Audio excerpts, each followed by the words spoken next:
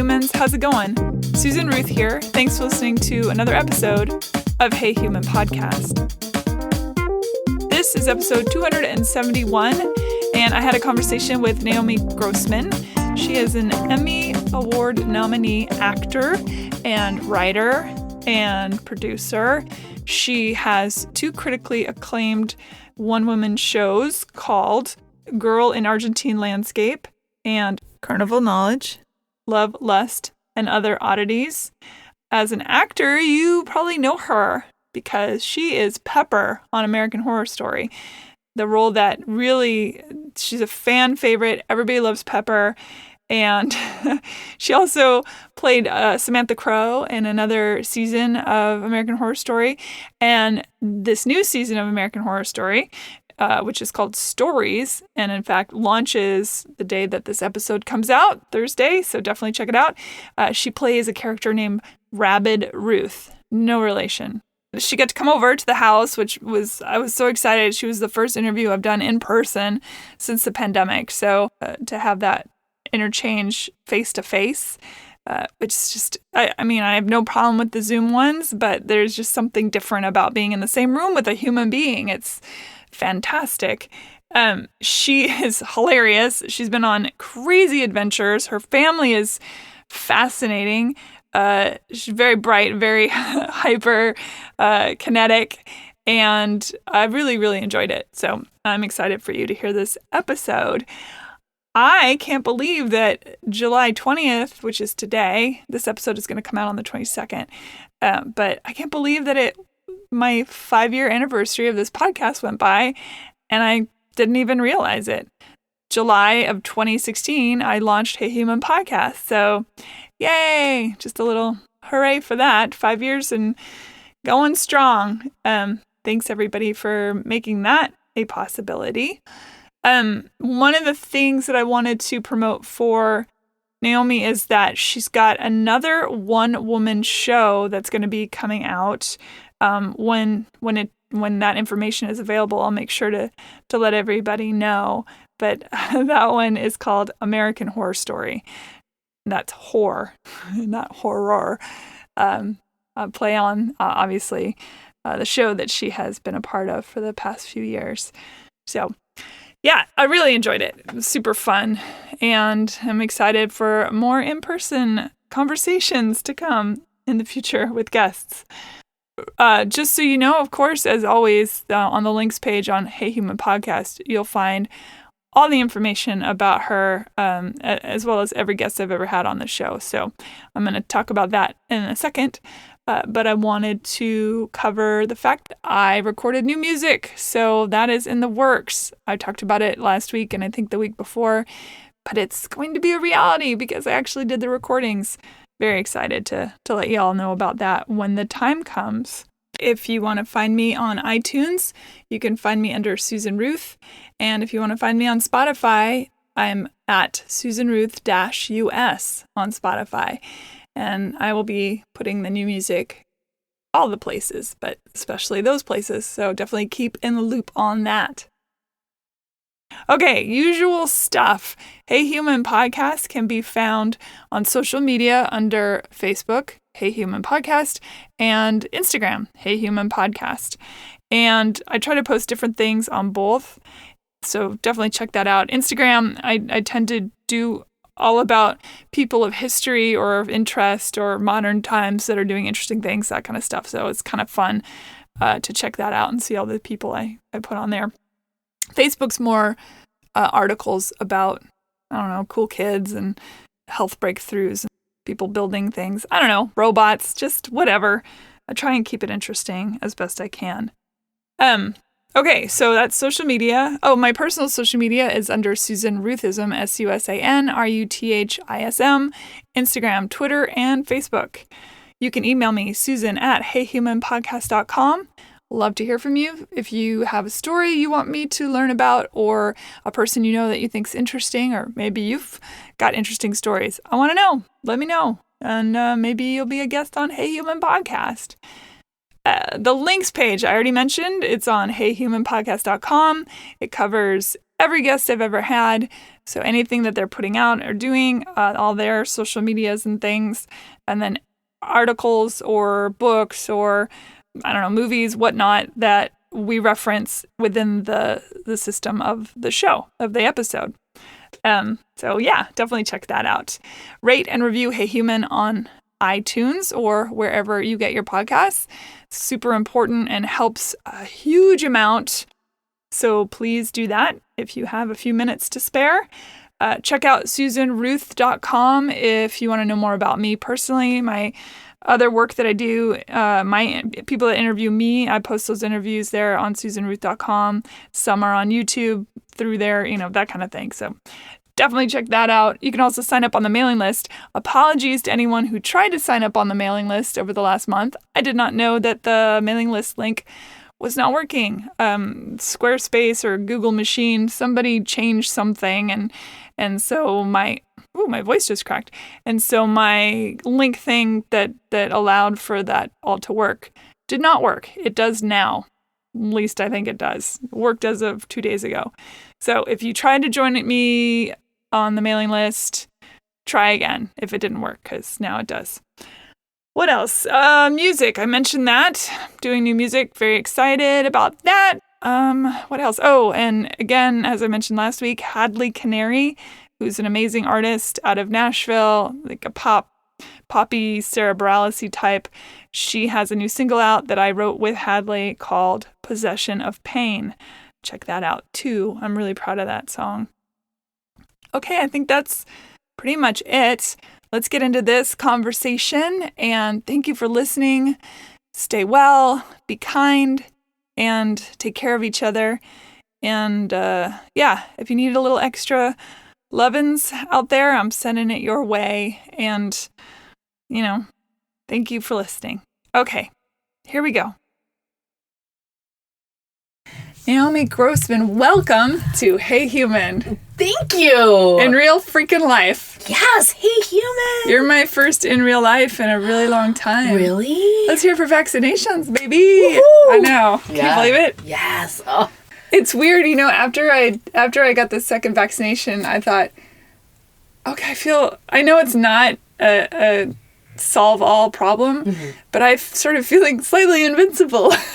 Can you feel slightly invincible? I was like, I am a superhero right now. Yeah, it just feels like this relief. Yeah. Like, okay, good. Yeah. Let's do this. Even on the plane, I flew and somebody a couple rows back coughed, and I thought, I can handle that. Right?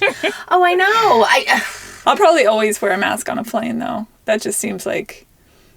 I haven't had a cold, knock on wood, in a year and a half. There you go. You know what I mean? Yeah. Yeah.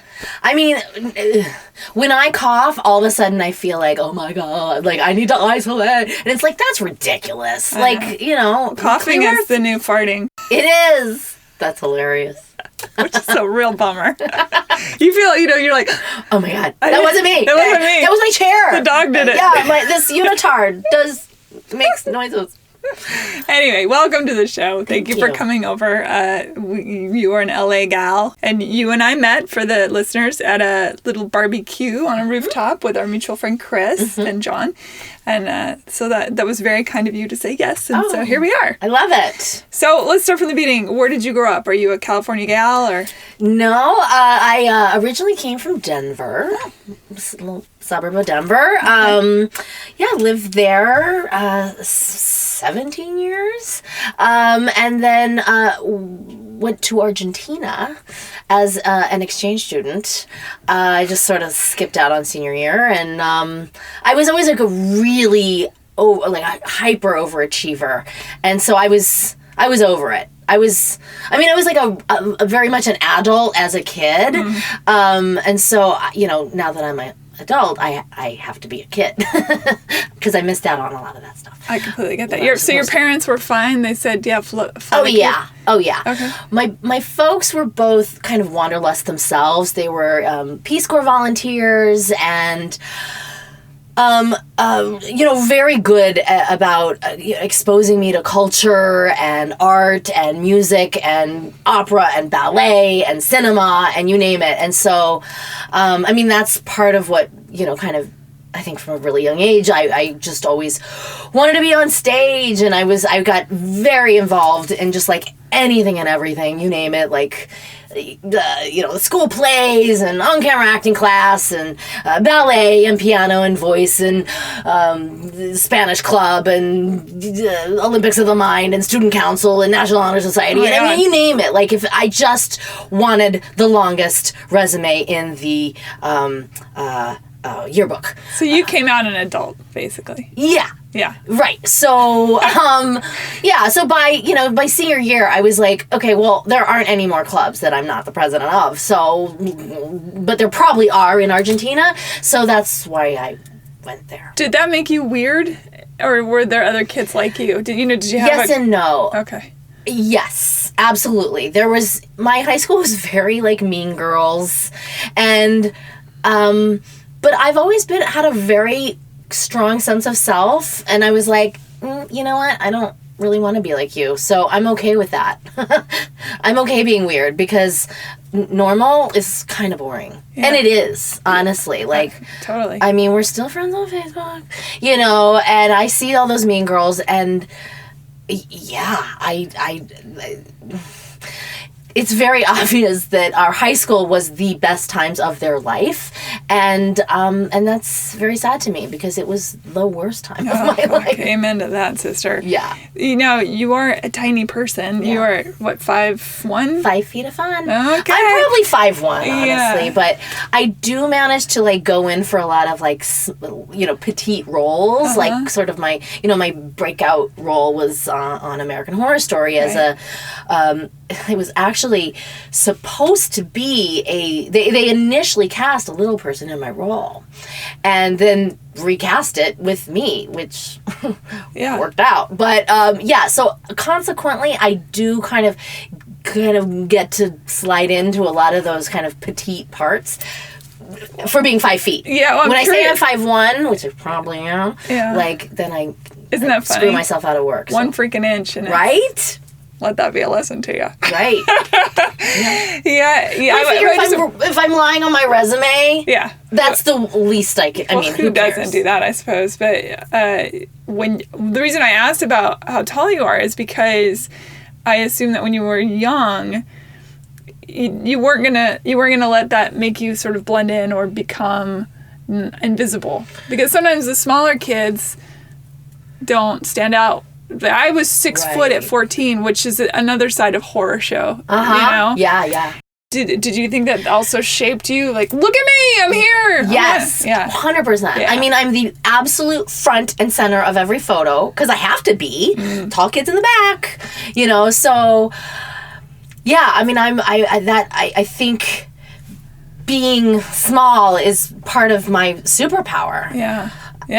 I think you don't feel like that. It's funny when people meet me, they're always like, "Oh, you're quite small," because I don't come off that way. I have a big personality. I'm kind of making up for it. Tall people that are short, and there are short people that are tall. Mm-hmm. It's all about energetic. Yeah, I'm a lap dog. I love to bark. I mean, that's part of what's been so hard about this pandemic is there was like nobody to bark with or at. It's just me. Especially because you live alone. I'm single. I'm an only child. Like it's just Yeah.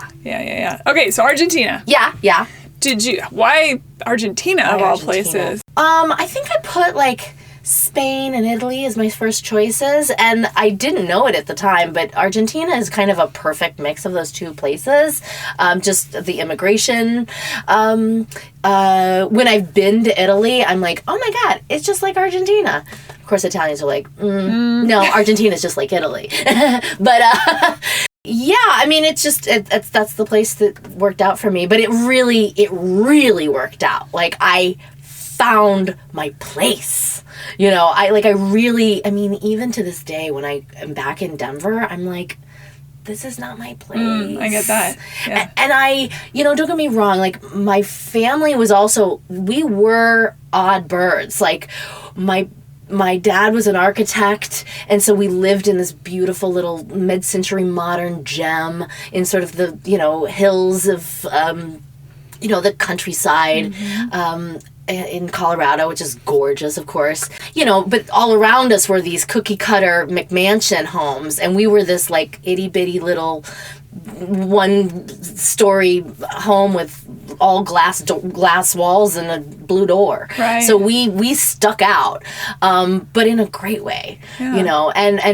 But we were kind of weirdos. Like, my mom was a pianist, and my dad was an architect, and a professor, and a potter, and a jeweler, and a basket maker, and a wine connoisseur, and gourmet chef, and a classical music aficionado. And like, so, you know, I missed my first date with Jay Miller because I was, because my dad had won tickets to the symphony by, you know, playing Name That Tune with the classical music DJ, and, you know, we couldn't miss that. So stuff like that. I mean, we were, like I said, I kind of missed out on a lot of those like normal teenage stuff, you know, activities, because I was living in this hyper cultured home. Yeah. But at the end, like at the time, I kind of rued it. Like I wanted to be normal. Like I wanted to. I wished I were a latchkey kid without a mom that made me, you know, artichokes for my snack, you know, who wasn't like home all day, every day playing piano. Now I realize, oh my God, what a gift is that? You know what I mean? You're like, I'm an SNL sketch, just FYI. Totally. Yeah. I think that's true. When I go home to Seattle, I appreciate it, and it's beautiful and crazy and busy and all that, but that thing about you can't go home again, because you have become this thing that is, well, you're a woman of the world, you know, so when you try to return to a town that raised up the little girl in you, she's gone, baby. Yeah. I mean, she's in you, but she's it doesn't make as much sense. Oh, definitely. You've broken down the walls, you know. Yeah. So I think, you know, when I was quite young, I really did want to be like those kids, like those other kids. I remember suggesting to my mom that maybe she should get a job as a bus driver, because I really love school and I really love home, but I really hated the bus. And I felt like if she would just segue my time at home to school, like, you know, that would be better. What did you discover about yourself in Argentina that changed your life in such a huge way? Well, I think that's a good question. Was it the sex? The sex. Well, yes. Honestly, I kind of came of age there. I saw a lot of hot, sweaty soccer players without their shirts on, which, you know, I hadn't seen in Denver. And, you know, does Denver even have a soccer team? No, but they have parkas. All they do. Exactly. There's a hot guy under that parka somewhere. Yeah, but you have to really use your imagination. And I didn't even know what that looked like yet until I went to Argentina. So, and to this day, I still masturbate to the Stay Puft Marshmallow Man. Oh my God. See, opposite. I need him to take that parka off. I need to see him with a soccer ball. No, I think it's kind of ironic. I mean, I'm sort of creating this narrative as I talk to you, but I think I was such a kind of oddball in Denver. And even now, even when I say, oh, I'm from Denver, like, it just doesn't sound right. Like, I don't associate with that place. It's like, it's funny. Often it's New Yorkers that are like, oh, I thought you were from New York. Like, I could see that. You seem New York. Yes. Yeah, worldly. And what's interesting, though, is where I'm from, when you're a New Yorker, that's not a good thing. Like, New Yorker means you're pushy. It means you're abrasive. It means you're like, you know, get it done. Yeah. And I am all those things. Yeah. So, but I know that the most people that associate me with that are New Yorkers, and so they consider it a compliment. So, thank you. But I think that, you know, I had this like drive to be normal back in Denver, and I wasn't, and I couldn't possibly be, but in Argentina, I had an excuse not to be normal. Like, I was like, no, I'm the oddball. I'm the one from somewhere else. I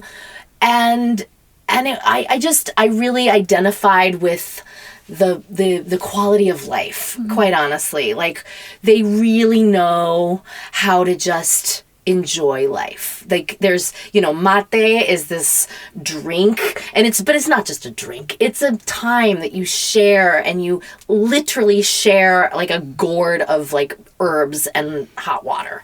And it sounds silly, but it's like this ritual that you're really taking an hour or two out of your life to really just share with another. And and that's just mate. Like, never mind the discotheques that go till 6 and 7 a.m.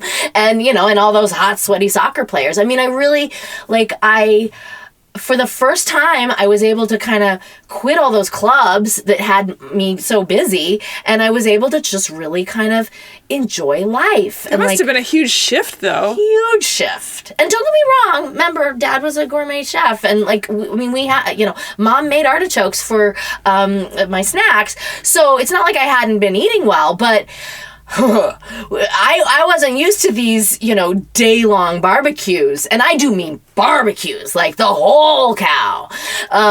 So, not that our barbecue wasn't very nice. I get it, We hadn't had a barbecue in a year and a half, so that was very special. But, yeah, there was just the quality of life. Mm-hmm. I hadn't experienced before in that way, and I really identified with it. Isn't it to this so day, when I'm like signing, your status, white, Hispanic, Pacific Island, I literally have to stop and go like, no, Naomi, you're white. Because it's like, I don't know, is it where you're from or where you feel you're from? That's a good question. I think that debate rages on, doesn't it? It's true. Yeah. Well, I mean, listen, I'm not like Rachel Dolezal. I was just thinking of her. I'm not. I get it. But I do think there's something to that. Yeah. For the same way, people are allowed to choose their genders now. Why can't you choose your... I believe in reincarnation. That's in my personal belief system. And so to me, it makes sense that there are people that go through their lives identifying as with a memory or a feeling or a something deep in them where it's like a body dysmorphia, but it's a cultural dysmorphia, or I don't even know. I haven't put a whole lot of thought into it, but that's what that feels like to me. There's no question that certain cultures value certain things, and I would say definitely, like, Argentines value hot, sweaty soccer players and good food, and late nights, music, and good food, and love. Yes, and I would put love in there. Yeah. So, and romance, but maybe before love. I don't know. Yeah. It's funny, actually. I recently, somebody asked me where I was from. I told them, and they're like, "Oh, Denver, the worst place to be single." I was like, "Really?" And they're like, "Google it." And sure enough, if you write like worst place to be single. Is it because everyone's so covered up in the winter? Maybe. Was your family religious? Did you have a feel like an outsider in that respect at all? Because I don't know that Denver is a huge Jewish population. No, it's not. It's interesting. So to answer your question, not religious, but also not really Jewish. More Jew-ish. I get it. Obviously, with a name like Grossman, someone was a brother of Abraham. Obviously. But more genetic than and cultural, certainly. Yeah. But I want to say like a great grandmother or somebody fell ill, and it was right around like the 1800s when Christian Science was very popular. And I don't know if you're familiar at all with that. Yeah, sure. But it's actually, I would say, of all the Christianities, it's probably the most accessible to Jews, because there's no... there is Mary and Jesus, but there's no like Holy Trinity. There's no saints. There's just God, period. There's Jesus too, but Jesus is just like us. He's the Son of God. You're the daughter of God. Yeah. I'm the daughter of God. You know what I mean? It's more, I always use woo-woo because I'm a big woo-woo person myself. It's more on the mysticism, maybe kind of like Kabbalah is to Jewish, Christian Science is to Christian. Perhaps. Is it kind of like that? Maybe. Yes. Well, I don't know really that much about Christianity. I also don't know anything about Kabbalah. So, it's hard for me to answer exactly that. Got it. But I will say, so I actually would go to Christian Science Sunday School with my grandfather. And, as an adult, people always assume I'm Jewish. And And I spent... Are you wearing... Oh, it says Naomi. It says Naomi. I thought that was Hebrew. Well, it is. Hebrew. But I know, but I thought literally, I looked down at it quickly and I thought it was Hebrew. That's so interesting. Yeah. Because the N, and it looked like... My dad made this. Also, Naomi Grossman is a pretty Jewish name. It is. Yeah. No, and don't get me wrong. Like, in Hollywood, it works. Like, I'll take it. Yeah. But, yeah, no, I whoever wants to claim me, if you want to, if Argentines can claim me, Jews can claim me, it's fine. So Christian Science, did it appeal to you? Or? It's interesting. And, well, I spent many, many years away from it. But the pandemic has kind of brought me back because, a lot of Christian Science is about, this is a lot of pressure because I don't want to like be responsible for like... You can direct all your letters to me. There you go. No, but a lot of it is about, it's about God and about He is all and therefore, and He is good. And if He is all and He is good, there is no room for error and evil and sickness. And so therefore, honestly, I think it really informed me as a young person. I mentioned what like high achiever I was. And I think I always sort of fancied myself God's perfect child because that's what they taught us in Sunday school. And therefore I lived with real confidence. Like I owned the room when I, walked into those auditions or, the student council debate, you name it. Because I got this, God's got me, you know, and so they didn't hammer sin in your head or any of that stuff. That's great. There is no sin. Awesome. We're perfect. Love it. And so, I think there's a lot of value to that. Like 100%, because sounds healthier. Those evil, those little voices that are, that sucked. That didn't come out the way you're terrible and you're ugly and dumb and they don't serve us at all. Right. And I didn't even have that voice until, later. But I think, like I said, it was the pandemic that I started to go, wait a minute. Here we are, like all day, every day. I'm also like a news junkie, so that didn't help. The CNN like on a loop talking about this deadly pandemic. And I'm like, wait a minute. First of all, whatever happened to the Naomi that didn't believe in sickness, and death even? Because, again, we're sort of taught that, and I don't mean to go there. I love this. But I'm all about it. That we are eternal. And, yes, there is... Exactly. Yeah. So, obviously there is a material change at a certain point in all of our lives. But at the end of the day, we are not material. We are spiritual. Mm-hmm. And therefore, I remember when my grandfather died, people were like, they'd see me in passing, oh, how's your grandpa? And I was like, oh, it's fine.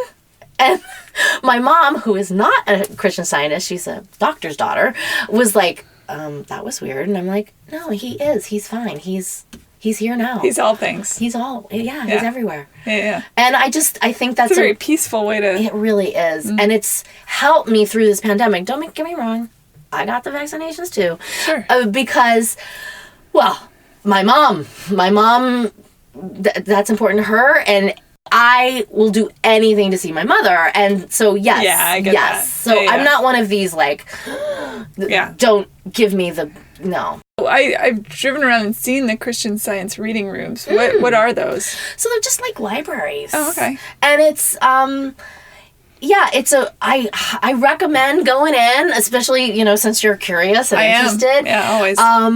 It's literally just like a person that probably knows something about Christian Science, and when you walk in and like, hey, what is this place? They'll probably show you around and probably give you a copy of Science and Health, which is the sort of companion scripture to the Bible. Mary Baker Eddy, who founded Christian Science back in the 1800s in Boston, wrote this book as sort of almost like translation to the Bible. Like, because the Bible's so, inaccessible for so many people. Like, they read it and they're like, what did I just read? And this is a much more, it's just sort of the Cliff Notes, but like through the lens of Christian Science. It's really interesting because in the 1850-ish, women especially started getting into the spiritualism movement. Yeah. Right? And it sounds like this really goes in depth into that aspect of the stories. Yeah. And like I said, I wonder if there's an overlap is what I'm saying. I wonder if there's any kind of with her, or I'll have to look her up because that sounds interesting. Oh, she is so interesting. Yeah. And I agree. I've always thought of myself as not religious because I've never really read the Bible. I'm it's not. It's a pretty good book. it's I've read it. It's interesting. It's very longevity intense. Is super intense. Is it? Oh, I hear there's floods. I mean, there's fire. Kind of brutal in places. I'm sure. Women don't do well. No. Later on, there it's better. Right. Yeah, it opens up. Yeah. Okay. Stick with it. Stay through that first test. Yeah. Ride it through. It gets better. Numbers is man. Get a cocktail or something. It's just. I've never been a numbers person. Yeah. No, I stopped at general math. I was like, you know what? I'm not going to use this. Oh my God. No, but I definitely pick and choose what I like. Yeah. In all things. Yeah, but definitely in this, because I've never really fancied myself a religious person.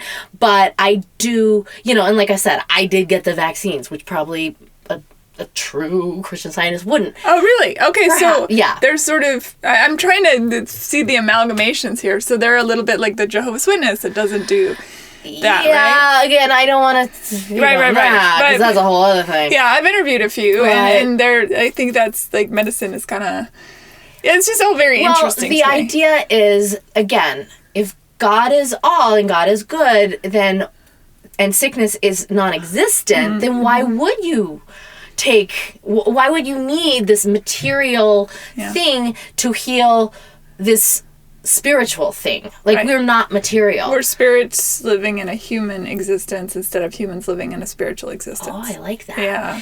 And I wasn't the first to come up with that, but but I always loved that concept. I like that it sounds like you're a la carte with your beliefs, which I dig that, because I think there's so many fascinating things about so many different religions and cultures that, and I know people will be like, you can't just pick and choose, but why not? I mean, that's the beauty of free will, right? Of course. Yeah. I would say, listen, it has worked for me. Like, there are times when I will have too many cocktails, and the next morning I'll, my head, and I'll think, wait a minute. Take a deep breath. Like, we could either focus on this, headache or hangover or whatever, or you could deflect, like, think about other things. And it's true, like, we so often, like, hypochondriacs will spend all of their energy on this malady. And again, that's what I see happen during the pandemic. People are like, oh, they got COVID. And it's like, no, like, I that's why I feel like I came around to Christian Science, because I was like, I don't want to give all my energy to this thing which actually I was raised to believe doesn't even exist. Well, there's a lot of science behind the ability of the mind to heal. In fact, this is a great book, Healing in the Mind. I talk about it all the time on the show. Well, there you go. And it's the combination of the brain and body, the brain, belly, body link, the fact that which you think you manifest, all that. I mean, we're very powerful creatures. Yes. No, people... Science is still important, but I do think... crazy healthy. Like, I never get sick, and there's a reason for it. Like, yes, I watch what I eat, and I do yoga every day, and I help myself out.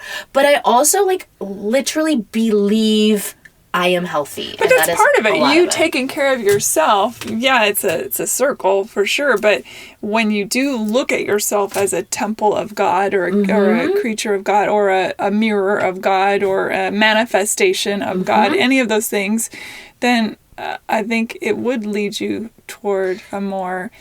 You are talking like a Christian Scientist right now. Oh my God. You are. We also don't, like, baptize, or, like, it's okay. You can, my father's Jewish, my mother's Episcopalian, although if you go back far enough in the lineage on her side, there's some Swiss that were like, nope, we're not Jewish. We're not. What do you mean Jewish? Oh, that's funny. Yeah. So it's questionable as to whether there is some mixing in there. But and I was very lucky because they were like, yeah, you get to pick who you are, and that ad nauseum I've talked about that on this show, so I won't bore the listeners with that, but or you for that matter. But I do love the idea of coming to things based on how you feel and what you think instead of based on what other people are trying to tell you who you are. It's never really worked for me anyway. No. Yeah. No way. Yeah. Okay, so you're in Argentina. Okay. All right, and 17 to how old? Well, just the year, the senior year. Oh, the 1 year. I know. Okay, stay with me. Ooh, I bet the other kids were jelly. You mean the Mean Girls? Yeah. No, they had no idea. Like when I was leaving, they were like, "Oh my god, but you're gonna miss the senior barbecue." I'm like, do you know anything? Like, I'm about to have like all the barbecue. This is the Argentinian soccer players. So see ya. Yeah. They were like, wait, take us. Yeah. No, and even then when they came back, they were like, so how are all the tacos? I was like, oh my god. Uh-huh. Like they couldn't even find Argentina on a map. So whatever. Not my people. Yeah, no, Argentina, I mean, it was so formative in so many ways. It's honestly, it's so funny because every now and then I'll, aspiring actors will, what do you recommend? And I'm like, I recommend going somewhere far, far away and doing anything but acting for like a year, because it's true. And that year has informed everything about my life. Like, from the men I date, Juan, Pablo, Gabriel, Jesus, you name it, like that's my type. Yeah. Because you were imprinted sexually with that year of awakening. So that makes sense. Yeah. To the, my like actor side jobs, for a while I cocktail waitress at a Latin nightclub. I was a Spanish teacher. You could. Do you know what I mean? I feel like you could probably slip into lots of different. Oh yeah. Yeah. Oh yeah, and I do. It's your job. Well, actually, it's funny. Literally, one of my little side jobs was I mentioned a Spanish teacher. I taught at the Playboy Mansion, which is a whole nother story. Oh my goodness. What? I know, total bucket list. But so I taught at this school called the Beverly Hills Lingual Institute, which is LA's premier private adult language school. The only caveat is they only hire native speakers. So today we are teaching you to say Evian in 12 languages. Well, so I was like, I need this job, and so I don't know, maybe I just been doing so much improv that I just sort of yes-anded my way into this whole new Latina identity. And sure enough, they hired me. Now, but the irony is, remember how I said, okay, yeah, just the 1 year in Argentina? There's more. Okay. After my dad bought a motorcycle and terminated his 44-year marriage to my mom, yeah. Oh, whoa. I know. We got to go back to Denver for a bit. Okay. But after that, he moved to Buenos Aires. So basically, I've been going back. Like, Argentina is now home. Yes. Like, that's where I go if I want to see my folks, or at least my dad anyway. When they asked me in this interview, like, do you have a transcript? I do. Like, when they asked me if I had family there to use as a reference, like, I dialed the number and phoned home. You know what I mean? Yeah. Like, so what if I lied? Like, my substantiating evidence was true. Yeah. And I worked there for 8 years as the Argentine teacher. Which, it was ridiculous. Like, there were definitely periods. They're looking at Naomi Grossman? You're Argentine. Yes. There are totally Jews in Argentina. In fact, I remember when I was in college at Northwestern, there was an entire course on it, like Jewish gauchos in Argentina. There's Spanish Jews, there's French Jews. Are there Christian Science Jews in Argentina? I don't know. Yeah. Well, there was. Yeah. For a year anyway. No, but it's funny. Like, I've told, I never told the school, but I told everyone in Argentina who love this story. Yeah. And they're like, you are totally one of us. Like, they claim me. Sure. I mean, I'm not as big as, like, Maradona or Evita, but no, they're, like, I've been in the paper and everything. That's so cool. Okay, let's go back to Denver. Oh, okay. Well, okay, so when my parents, when I left the nest to Argentina, they actually moved to Taos, New Mexico, which is a much more interesting place than Denver. We probably should have been there all along. I digress. But basically, my dad, as an architect, always sort of fancied having a home, a second home, a Taos house, if you will. And so that's where we would go for long weekends, our little, getaway in Taos. And so when I left, they moved there permanently. And I don't know if that was the beginning of the end. I mean, they were married 44 years. Never saw them fight once. Like, they were one of those couples that, like, even, like, looked alike. You know what I mean? Like, they were... I just... I thought they were gonna last. And it wasn't until I guess I was like almost 30, and my mom called and was like, your dad's run away. I was like, what? So as it turns out, I mentioned he was a tennis player. He was a nationally ranked tennis player, and he would tour around to tournaments. And so he basically told my mom he was going to a tournament. Whether or not he was or wasn't, he did lie. He was basically figuring out how he wanted to spend the rest of his life. He was apparently lonely with my mother, and so he felt like he, wanted to be very scientific about this, remove a variable, and see if he was lonelier with my mother or without. Ooh. And so he spent basically the summer away. No one knew where he was. He would email every now and then just to say, like, I'm okay. I don't want to say where I am. I don't know, I finally knew where he was when he showed up on my doorstep a couple months in, and basically was my roommate for like a month. How'd that go? It was like this summer-long slumber party without the party. He was like basically crashing on my couch, and it was weird. And I remember like a good week going by where I just didn't want to talk about it, and then finally I was like, what's going on? Like, what you doing, Dad? Like, what brings you to Southern California? And that's when he confided in me about, like, I'm lonely, and I don't know how and where I want to spend the rest of my life and with whom. So it's interesting because a lot of times men aren't able to touch that, right? And be vulnerable in that. They implode their lives without a real understanding of why they're doing it. Well, and that's what's so ironic is because my mom is like the easiest person in the world to talk to. She's literally, I call her the Dolly Mama, because she is literally just peace and love. And so the irony that he didn't feel like he could talk to, like, basically the white Oprah, it's crazy. I mean, listen, I relate. I dated a gay man for 2 years, and listen, I knew he was bi, yeah, okay, sure. But I love that about him. Yeah. So here I was, like, totally embracing of that side of him, which made him ultimately closet up even more, which is ironic, because again, of all the people he could have talked to, I was the one. Like, he'd already sort of paved the way. Wanted to touch that again. It's that thing of like, and if you're a mirror that's an accepting mirror, and he's not ready to be in an accepting space, then that just don't work. He hated himself and hated me for loving him. Yes, classic. Yeah, exactly. Yeah.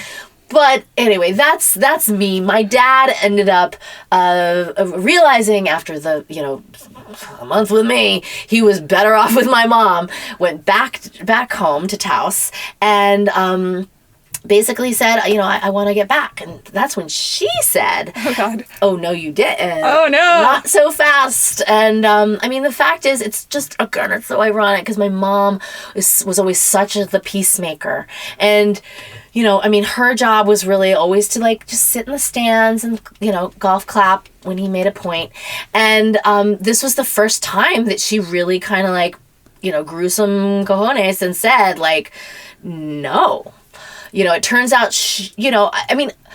the wild feminist in me is like, you go, girl, like, you don't let him, But, of course, at the time, I was like, but Mom, your job is to like, be embracing and bring, it's, what are you doing? Because she really could have, like, saved that relationship, and she chose not to. Wow. So that was hard. I cannot wait for this movie to come out that you write, by the way. Right? But I mean, I was 30, and, like, I was. How did you feel about that? Yeah, did it? I was a maniac, and people were like, "Girl, you're too old to be this upset." Like, they associate, that kind of angst with, like, a teenager. Yeah. But I'm like, no. It's but it still makes my sense family. to me. Yeah, it's like the little girl in you. It's like, Mommy, Daddy, what the fuck? What are you doing? Yeah, I mean, I really kind of hit rock bottom when my dad got remarried, and I got quite drunk at the wedding. Like you do, but you know how alcohol tends to sort of amplify whatever you're going through. Sure. And I was not happy, and I had I wasn't very pleasant at the end of that, at the end of the night. And I remember waking up and going like, I don't want to be this person, but it'll. At this point, my mom has not gotten remarried. At one point, she had 2 boyfriends. Yeah, girl. I don't even have one. Like, what the heck? She wrote this, like, tell-all softcore smut spin-off, 50 Shades of Grey Pubes. Like, it's, yeah. She doesn't see it that way. She thinks of it, it's her memoir. But as far as I'm concerned, the last third is dirty. And, like, It's her sexual awakening, maybe. It is. Yeah. Well, I mean, let's face it. They were married at, like, age 21. Oh, so sure. She missed all that. Yeah. She became a whole person in there somewhere. Right. All the things I did in Argentina, she did when she was 70. God bless.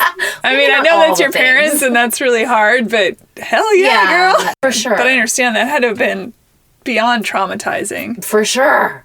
What did you say to her when you read her book? Well, she initially only sent me the pages that I was in. And now I understand why. Like, she didn't want me to know all those things. But of course, like, I'm going to read it, and I think, she's very proud of it. Yeah. I am not happy with the book. I come off as a total brat.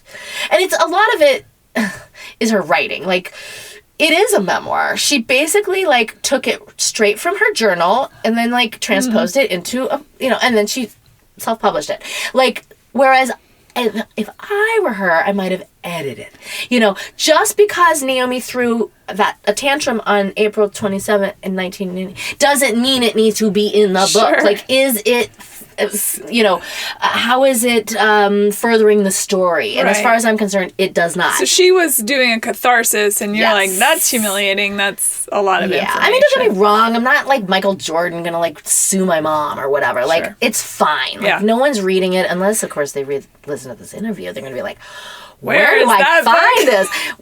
Coming of age, come rain or come shine. That's right. The word come appears 3 times in the title alone.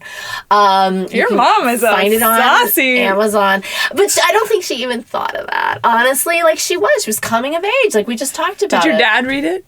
No. Okay. No, this would not be good for him. Okay. I mean, I can handle it. And don't get me wrong, I will be using it. Like, there are excerpts in the new One Woman show. 100%. Oh, yeah. So I feel like all these things that happen to me, they are just fodder. Like, it would be wasted on if I were like a realtor or dentist. You know what I mean? The fact that I am an artist and a writer and an actor, it makes me think, okay, this is a gift. Yeah. I just keep thinking, God, if my mom, if my mom even hinted that she was going to write a memoir, I would go back to Seattle, find her, and break her fingers.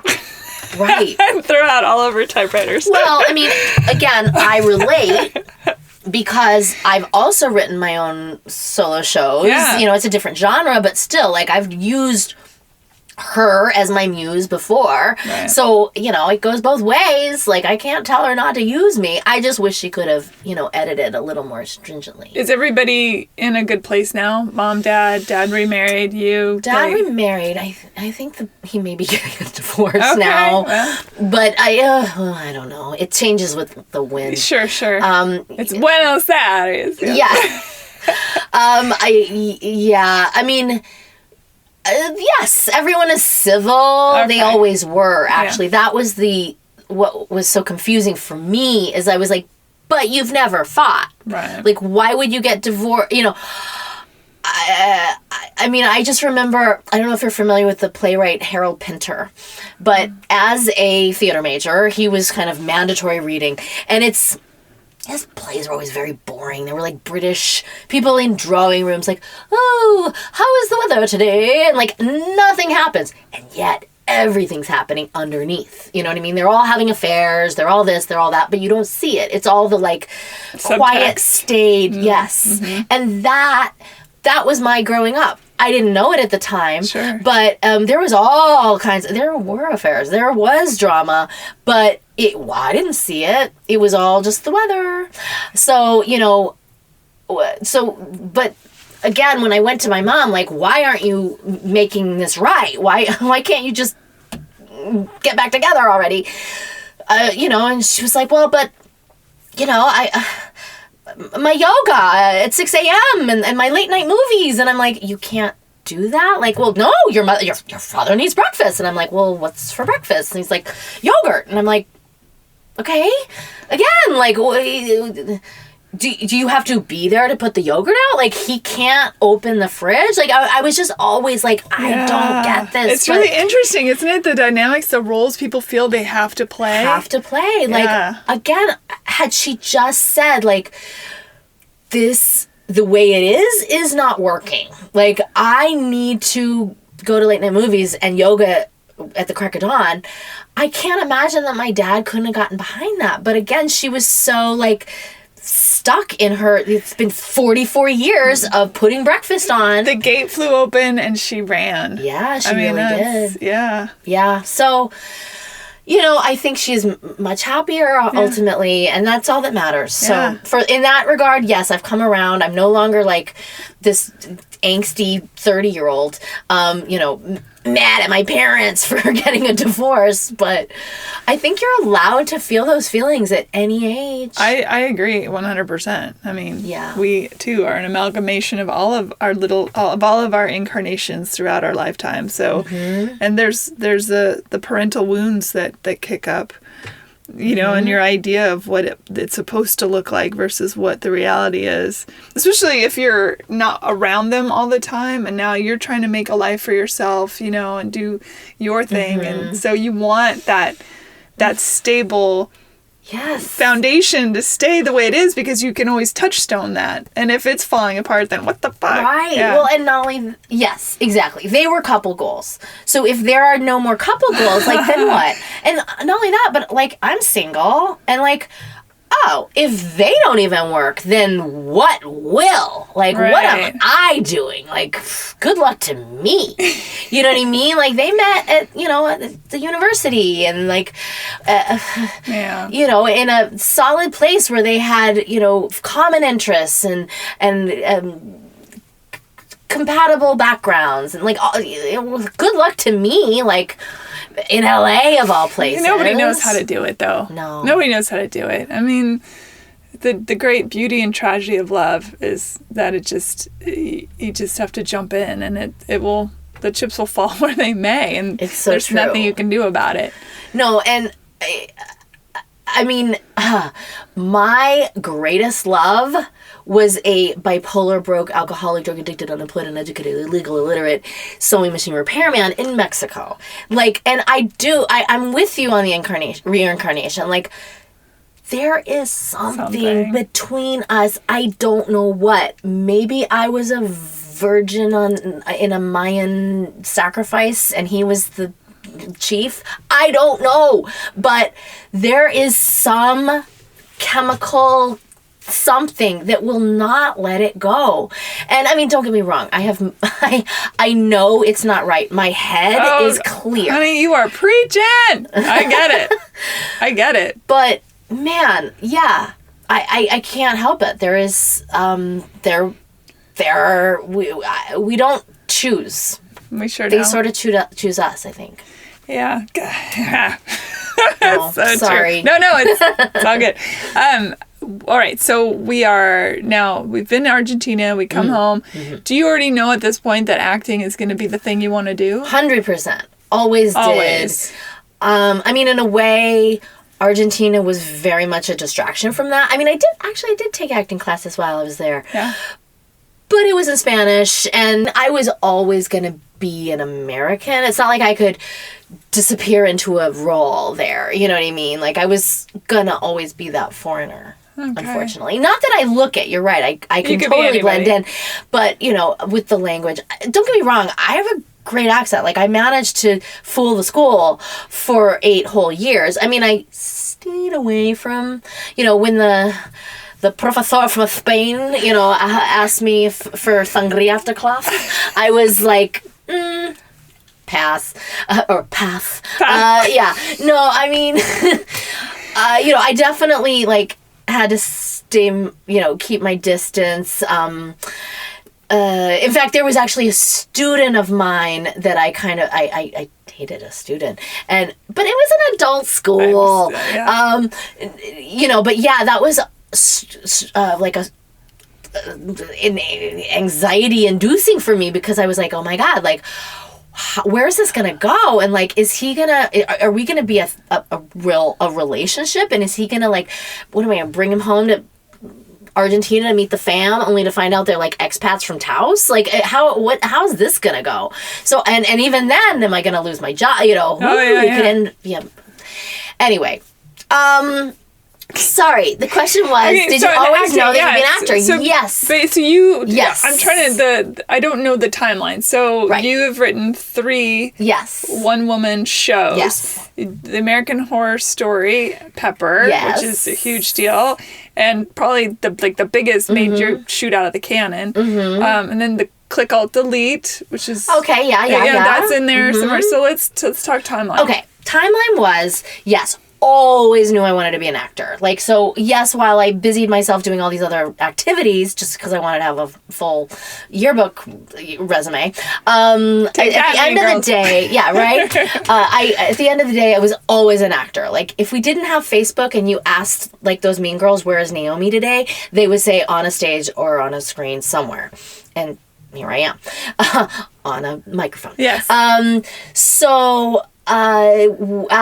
yes, Argentina was a bit of a distraction, but, like I said, informed every aspect of my life. In fact, informed my first one-woman show, Girl in Argentine Landscape, which is basically all about this. It's all about me sort of coming of age and feeling at home far away from home.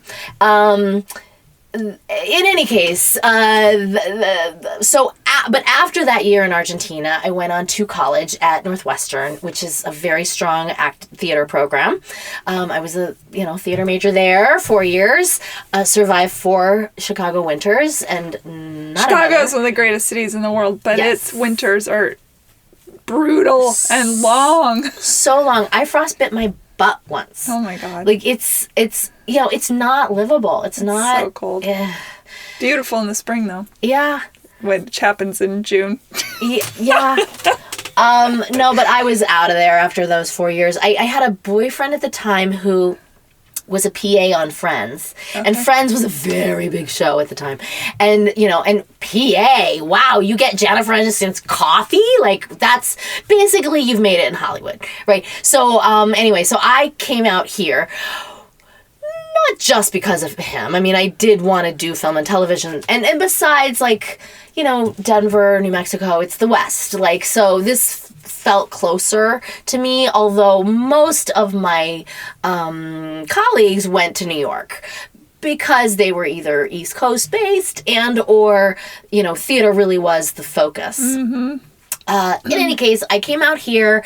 That relationship ended immediately, which it was hard at the time, but also was like the greatest favor he ever did for me, because I really kind of had to find my way on my own. And it was not easy. This is not an easy place to transition into.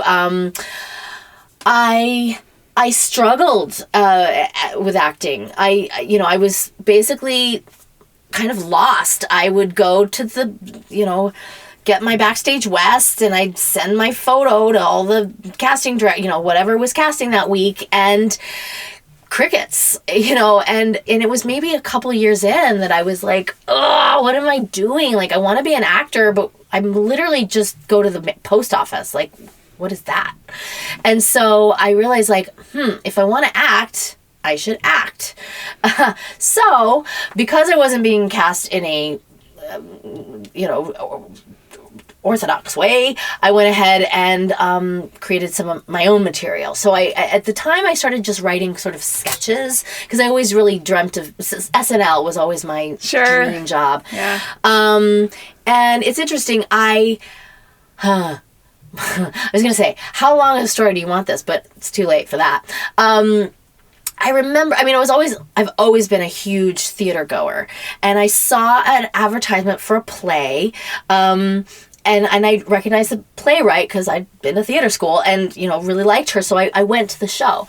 And while I was in the play, at intermission, a gentleman, some guy just started chatting me up and, oh, what brings you here? And I was like, oh, I really like the playwright. And that's when the director happened to overhear me and was like, I'm sorry, what? You like the playwright? Like, who are you? Like, where did you come from? Like, those people don't exist in Los Angeles.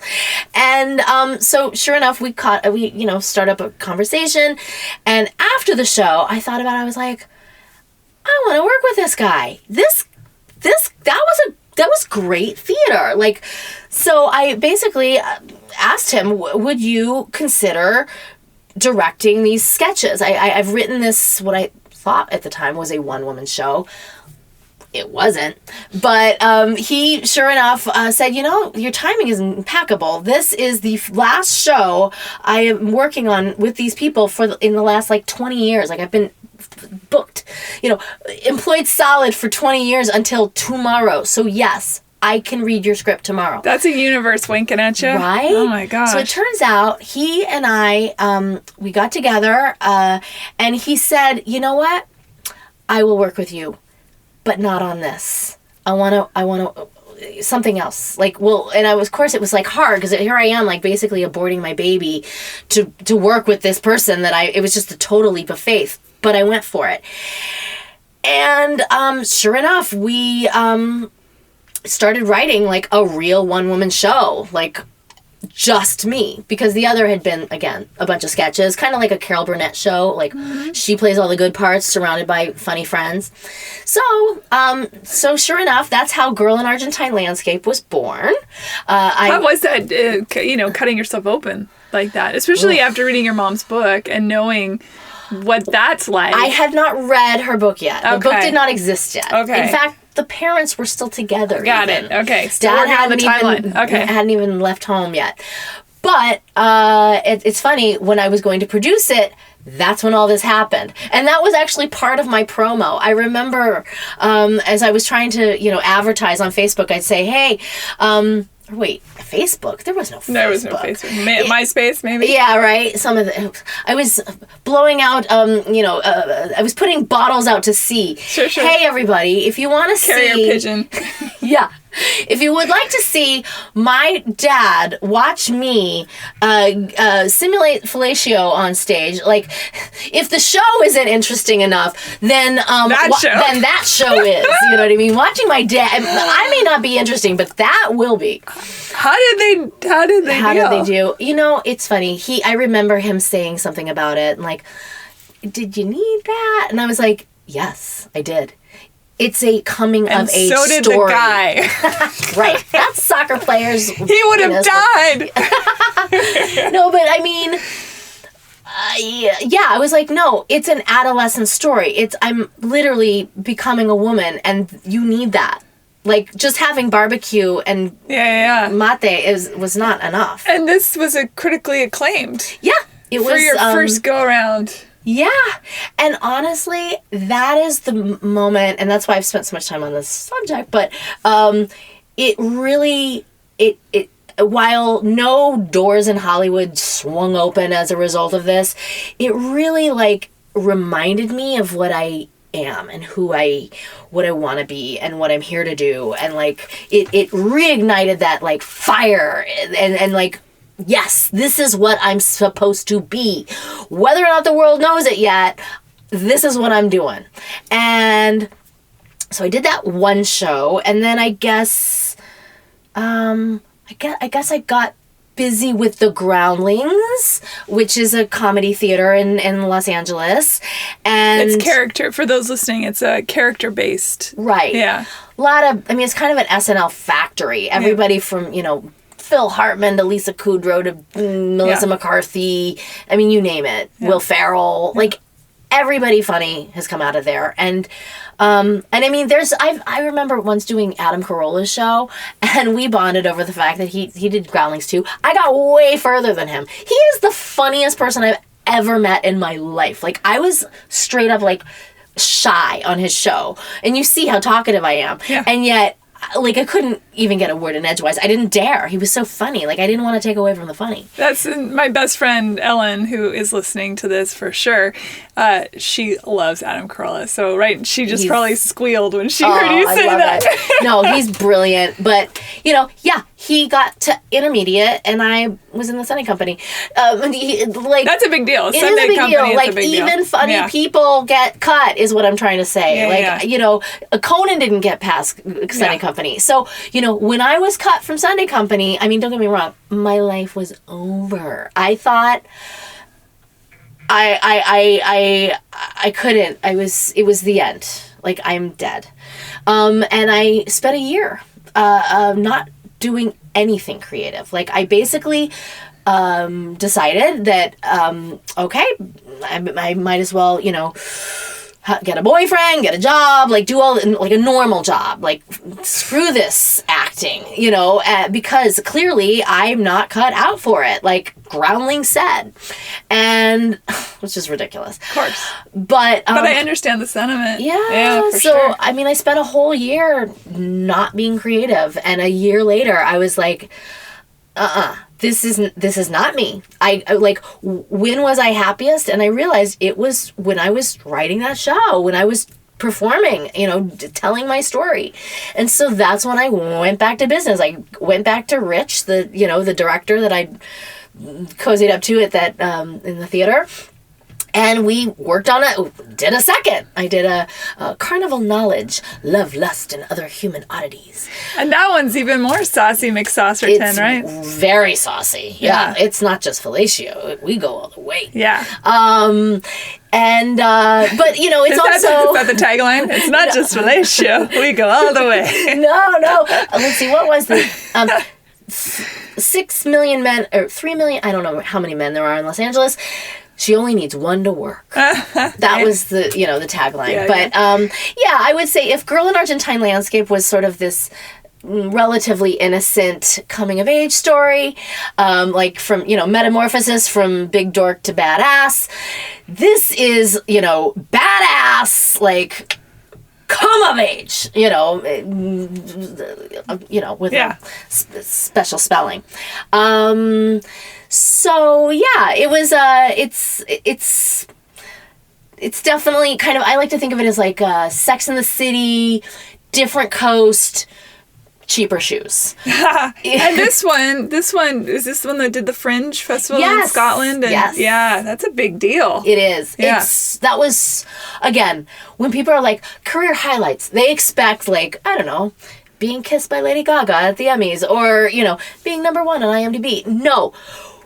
Hiking up those Scottish Highlands with a duffel full of dildos, uphill both ways in the pouring rain at 11 p.m. That is my career highlight, honestly, because I was so happy. I was doing what I love. Yeah. Yeah. So that show, it went on to the West End in London, and then, off Broadway in New York. I've taken it around to, colleges. Like, I love doing that show.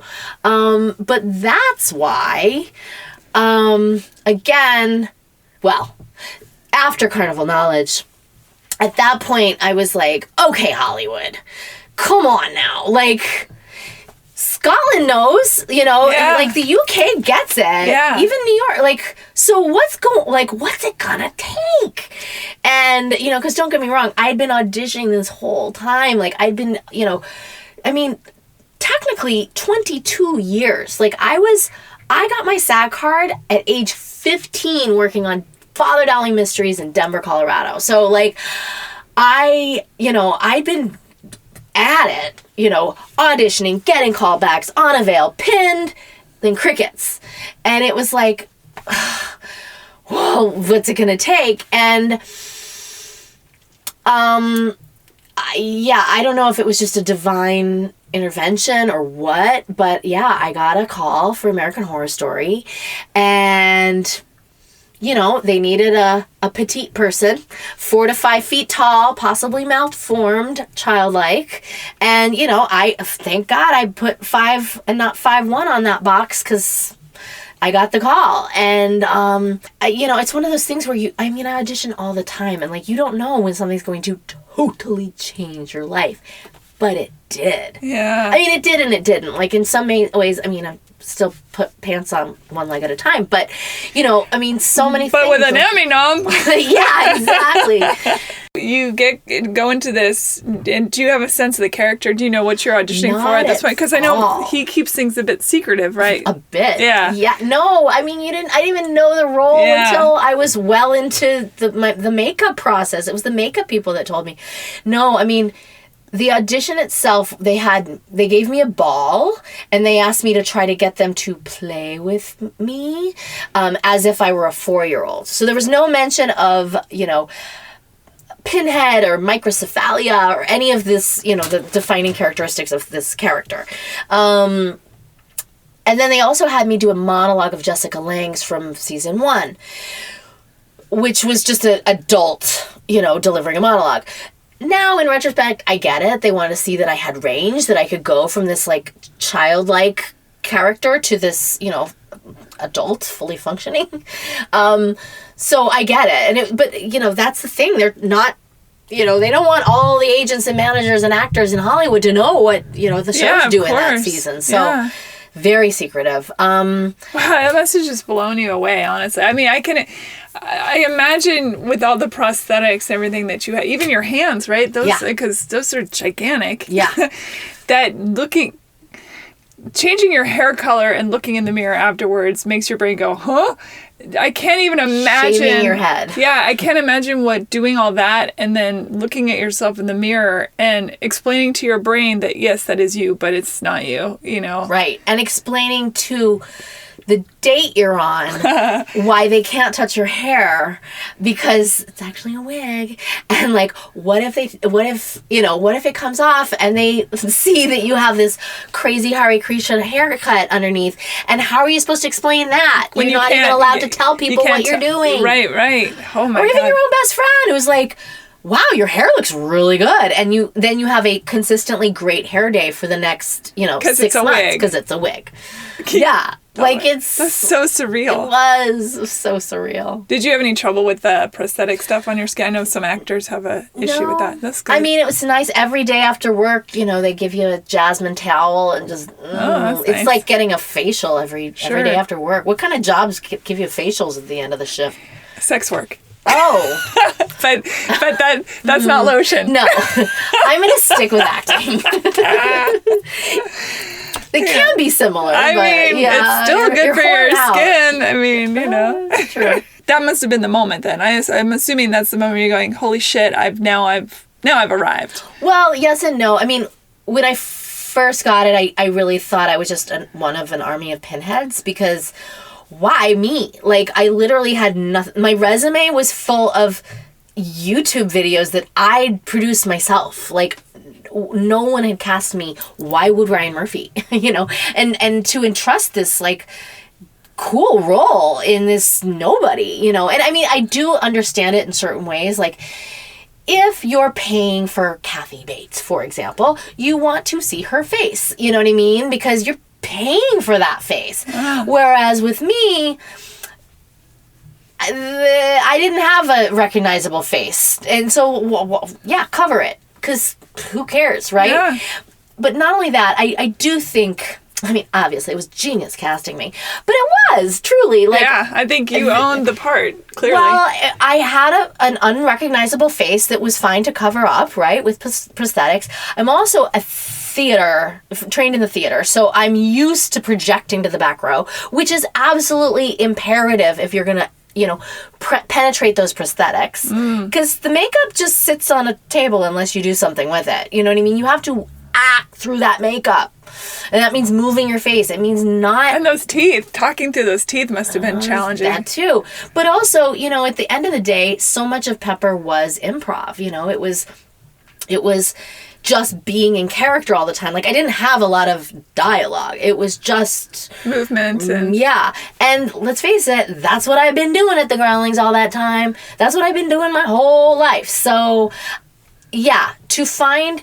you know, an actor with, you know, theater experience and improv skills. And I mean, it was a genius casting. Yeah, absolutely. But, you know, you ask about, like, was that the moment? No. Like, there was a long time where I was like, what is this?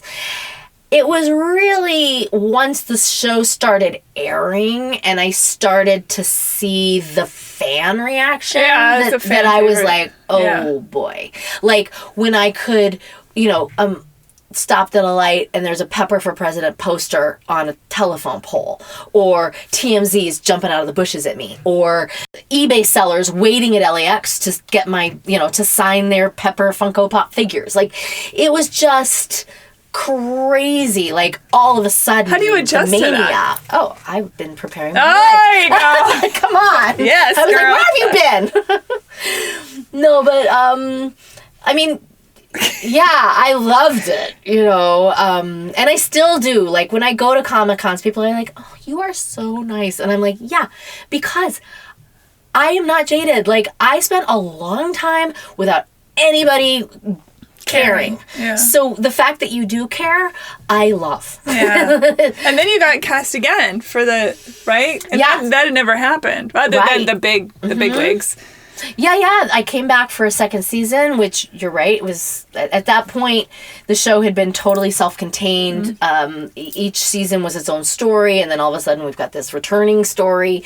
So, you know, crossover character, that was very cool. And then I came back in 8 as a different character, which was also really cool. I mean, the character wasn't as cool and wasn't as big, but it was also nice to, you know, have my own face. Like, the other actors get to play other roles. Like, why shouldn't I? So, that's great. That was great. Wow. And so then the third play. Oh, the third show. Yes. Yeah. So, you know, I basically, Pepper was in like 2012 and then again in 2014. And then, you know, there was a lot of, like I said, Comic-Cons, and there was life happened. Like, I just mean all the dream actors, the things that people think actors are doing all the time, which I hadn't been, I got to do. You know, all those red carpets, all those photo shoots, all that. And it was, you know, but I would say I had a very dramatic breakup in the course of all that. And I remember at the time going, okay, write this down. Like, this is that, you know, again, take your broken heart, turn it into art. Like, let's not forget, when you were happiest is when you were, you know, writing and creating and performing. So I knew that was going to be a show one day. And I just needed maybe a pandemic to force me to not fly around all these Comic-Cons and, you know, to have to, like, just stop and write it. And that's what I did. So I would say I had started before the pandemic because I knew I needed to get this in. But it was really the pandemic that forced me. Like, there's literally nothing else to do. Like, you have Marie Kondo'd the crap out of your house. Like, you've baked all the bread. You've done all the top puzzles. Like, it is time to write this damn show. And so I did. I I got it done. It's written, and at this point, as of today, it is, I would say, 70% memorized, which is a huge accomplishment. I mean, by the time this airs, I will probably be completely off book, but it's exciting. All right, so what's the plan? Can we say title? Do we get to know? Sure. Okay. American Horror Story. Yeah, girl. So yeah, well, and you might be thinking, oh, wait a minute, is this a Carnival Knowledge sequel? No, this is a different horror. This is not the slutty horror. This is a hustler horror. So we basically get to see Naomi since, first grade, actually, is when it starts. Me kind of like hustling my way through the world. And pre-Pepper, as Pepper, post-Pepper, like it's very much a love letter to fans and to the show.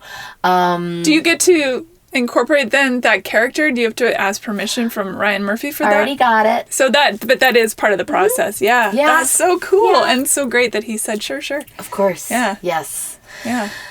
So yeah, I'm very excited about it. It's where is it? Where are we gonna launch this? That's a great question. Okay. And that is to be determined. I will be there. Yes. I my dream is to have it like as a 1-hour comedy special on a streaming platform, like a Netflix or a. And interestingly, like the pandemic actually makes that possibly more possible than otherwise, just because we're not going to theaters and, people are watching Netflix and they're watching one-man shows. Like, what is this? In and of Itself, which you and I talked about. So good. With our barbecue. Yeah.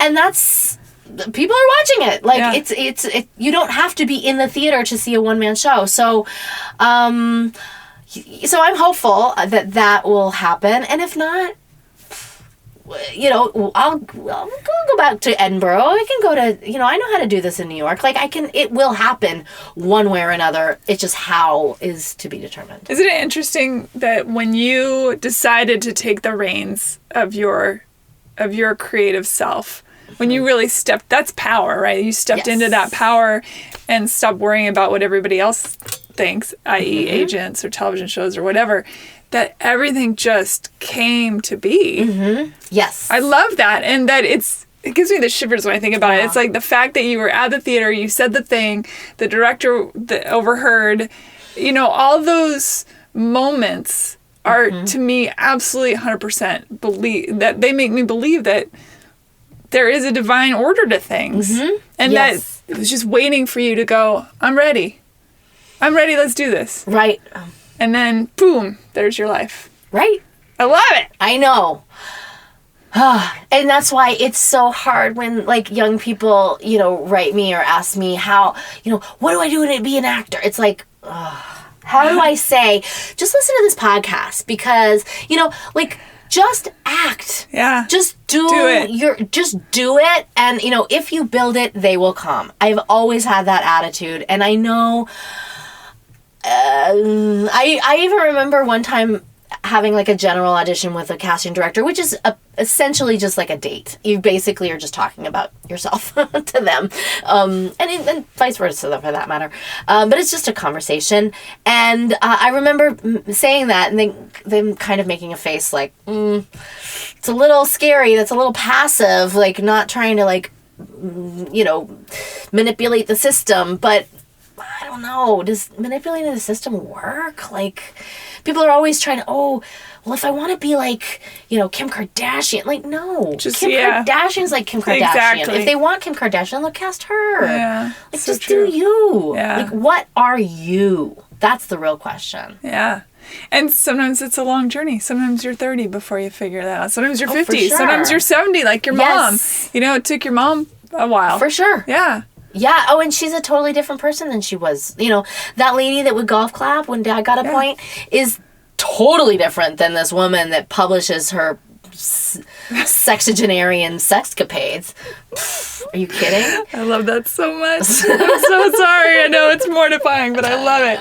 Yeah, I mean, we spend so much time listening to what other people think we are or who we should be that for sometimes it stunts us into discovering, authentic self. And that's the place to live. Well, and especially now in this day and age where, TikTok can't be more than 15 seconds and this works and that trend and, it's like, no, screw your trends. Everybody's got we talked about before we started this is like the new Gen Z thing is millennials with their jeans jackets. I have probably 4 jeans jackets and I look good in them, so I don't care. Who cares?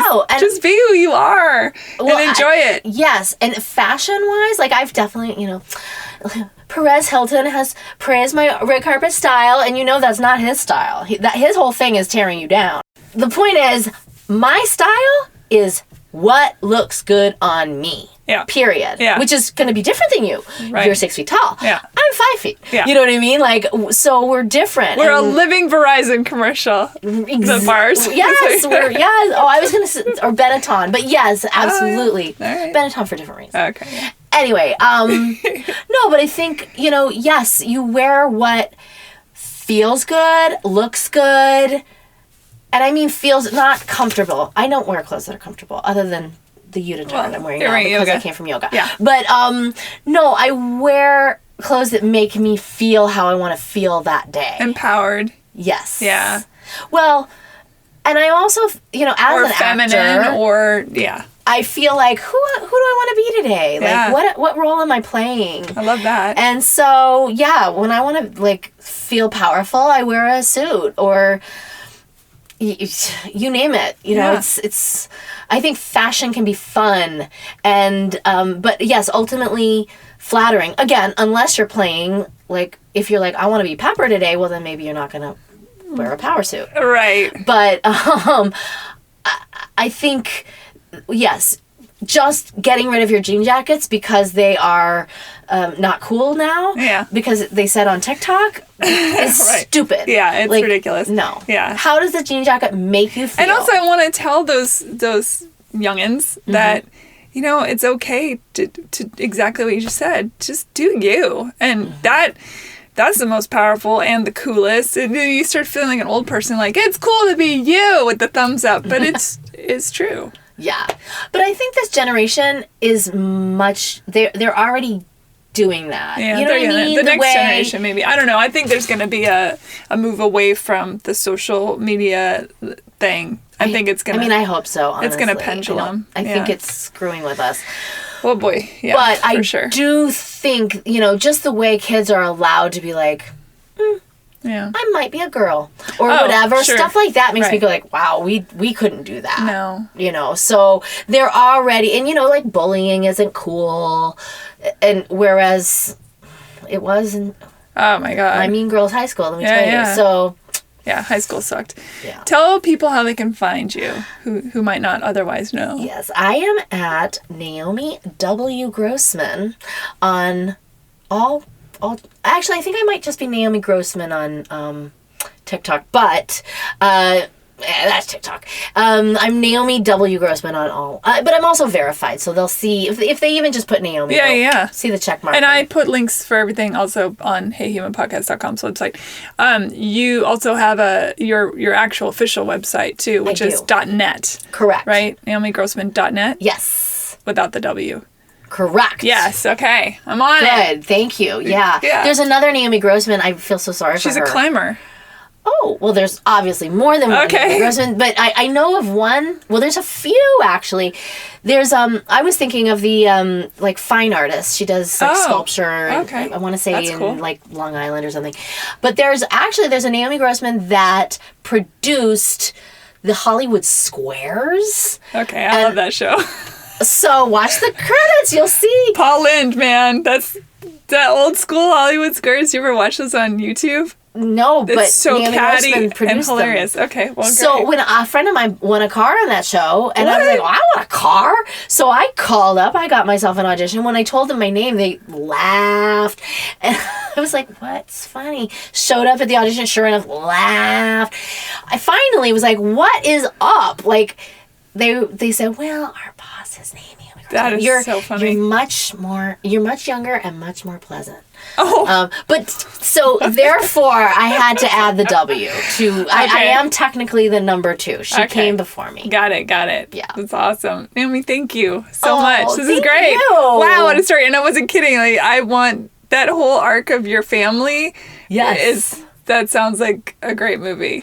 It's a great one-woman show now, but yes, but if people want to option it to be a movie, let's do this. Let's do it. Yeah. For sure. I'm in your court for sure. Aw. Thank you. Thanks for listening, everybody. Bye. Bye. Rate and review Hey Human on iTunes or wherever you get your podcasts. Thanks. Bye.